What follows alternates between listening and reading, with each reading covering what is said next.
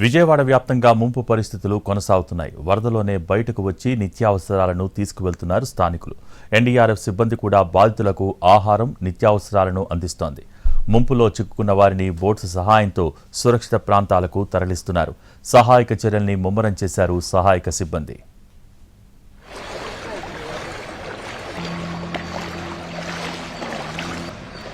దీనికి సంబంధించి మరిన్ని వివరాలు విజయవాడ నుంచి మా ప్రతినిధి కార్తీక్ అందిస్తారు.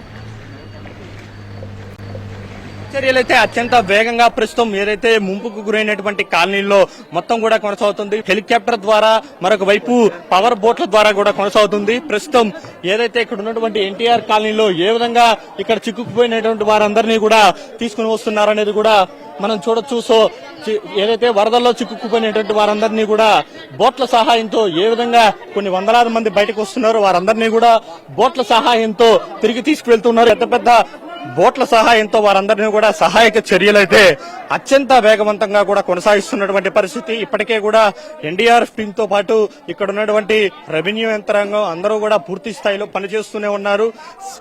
ఏదైతే సీఎం చంద్రబాబు ఇప్పటికే కూడా ఈ కాలనీకి పలుమార్లు ఇక్కడికే పర్యటించి ఇక్కడ ఉన్నటువంటి బాధితులందరికీ కూడా ఆహార పదార్థాలను అన్నింటినీ కూడా ఏ విధంగా అందుతుందనేది కూడా పర్యవేక్షించినటువంటి పరిస్థితి.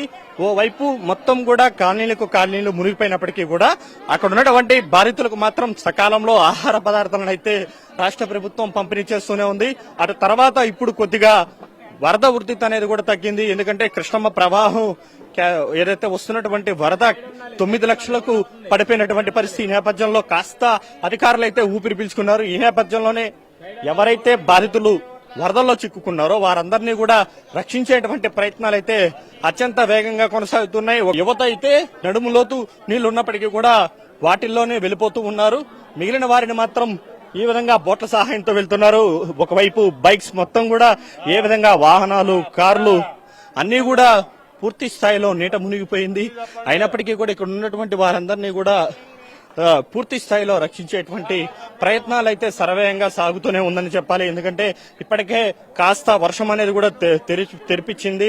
ఉదయాన్నే భారీ స్థాయిలో వర్షం పడింది. ఇప్పటి వరకు కూడా దాదాపు 2,70,000 మందికి పైగా కూడా ఈ యొక్క వరద బాధితులు ఉన్నట్టుగా కూడా గుర్తించారు. ఇప్పటికే దాదాపు 1,00,000 మంది వరకు కూడా పునరావాస కేంద్రాలకు తరలించారు. వారందరూ కూడా పునరావాస కేంద్రాల్లో ప్రస్తుతం తలదాచుకుంటూ ఉన్నారు.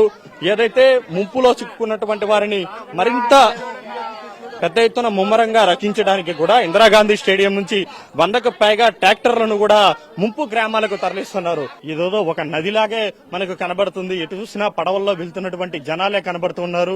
మొత్తం ఎక్కడ చూసినా కూడా కనుచూపి మేర మొత్తం కూడా నీళ్లే కనబడుతుంది.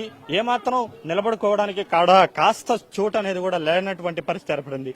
ఇప్పటి వరకు కూడా ప్రభుత్వం లెక్కల ప్రకారం దాదాపు 1900 వరకు కూడా ఇప్పటి వరకు ఈ యొక్క వరదల కారణంగా ఏదైతే చనిపోవడం కూడా జరిగింది. దాని తర్వాత కొన్ని వందలాది మంది బాధితులు ఉన్నారు. వారందరినీ కూడా రక్షించేటువంటి ప్రయత్నాలు అయితే ప్రస్తుతం జోరుగా సాగుతుందని చెప్పాలి. కేవలం కార్తీక్ ఎన్టీవీ వైఎస్ఆర్ కాలనీ నుండి.